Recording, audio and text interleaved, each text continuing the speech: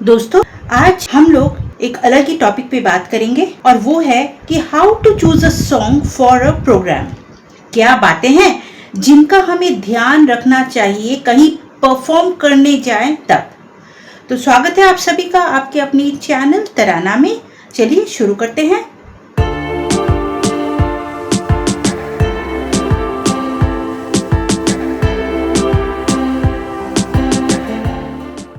दोस्तों, पहली बात है कि जो गीत आपने चुना है वो आपको पहले से बहुत अच्छी तरह से आता हो, आपने रिकॉर्ड करके सुना हो, और अगर आप साथ में गाना चाहते हैं तो स्केल का सही चुनाव भी बहुत ज़रूरी है दोस्तों, क्योंकि उस स्केल पर आपके वॉइस का जो टेक्सचर है वो उस गाने के लिए बेस्ट सूट होना चाहिए। तो ये हुई गाने की चयन की बात। दूसरी बात दोस्तों ये है कि पब्लिक को वो गीत सुना हुआ होना चाहिए जिससे कि वो इमीडिएटली उस गाने से कनेक्ट कर सके। जब अननोन कोई गाना गाया जाता है ना, तो दोस्तों पब्लिक को उससे कनेक्ट करने में टाइम लगता है और उनको आपके परफॉर्मेंस के गाने के लास्ट लाइन में जाने के बाद पता चलता है कि हाँ ये तो फला गाना था और हाँ इसने अच्छा परफॉर्म किया।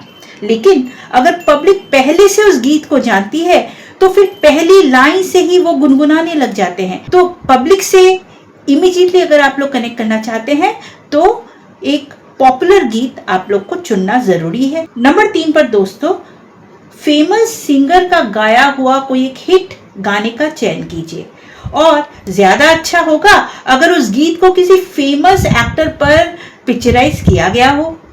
जो गाना पहले से ही हिट है वो आपके लिए आधा काम तो कर ही जाएगा ना। 4 नंबर पे दोस्तों, इस चीज का भी ध्यान रखिए कि आपका परफॉर्मेंस कहां पर हो रहा है। वो एक रूम है, स्टेज है, हॉल है, ऑडिटोरियम है या फिर एक मैदान है। उसके ऊपर भी आप किस इंटेंसिटी का गाना चूज करते हैं वो डिपेंड करेगा। अगर रूम है दोस्तों तो लाइट सूदिंग सॉन्ग का चयन कीजिए, और अगर मैदान में परफॉर्मेंस है तो एक हाई ऑर्केस्ट्रेशन वाला जो गाना है, जो हाई इंटेंसिटी का जो गीत है उसका चयन कीजिए। फॉर एग्जाम्पल, अगर आप रूम में गा रहे हैं, रूम के लिए कोई गाना सिलेक्ट करना चाहते हैं तो एक बहुत सॉफ्ट स्मूथ गाना ले सकते हैं, जैसे कि जब दीप जले आना। अगर आप मैदान में कहीं परफॉर्मेंस दे रहे हैं तो वहां पे हाई इंटेंसिटी वाला गाना होना चाहिए, जैसे कि ऐसी दीवानगी।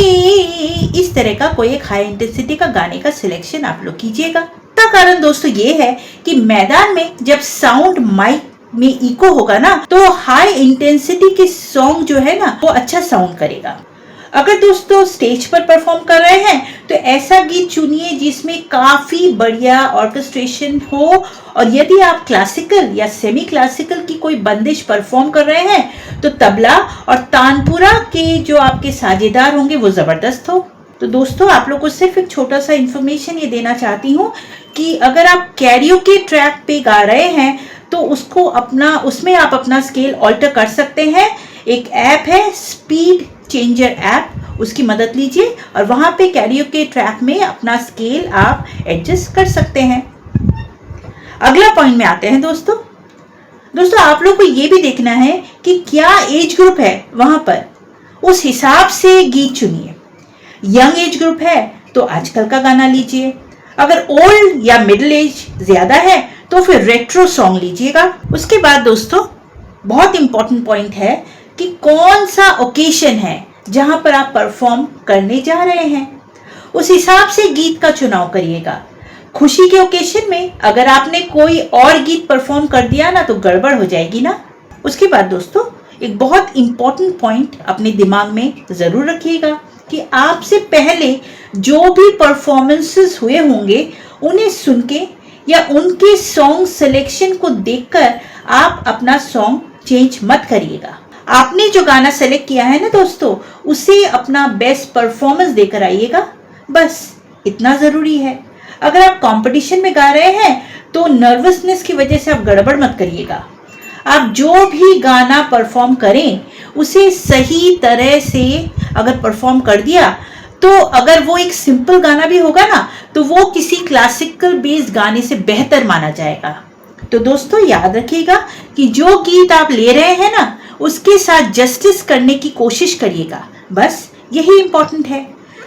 पॉजिटिव एनर्जी से परफॉर्म करिएगा। तो आशा करती हूँ कि आप लोगों को मेरे जो आज के कुछ पॉइंट्स जो मैंने आप लोगों को बताए वो पसंद आए होंगे। तो आज के लिए इतना ही दोस्तों, मिलूंगी जल्दी। तब तक के लिए keep practising. Thank you so much. नमस्कार, बाय बाय।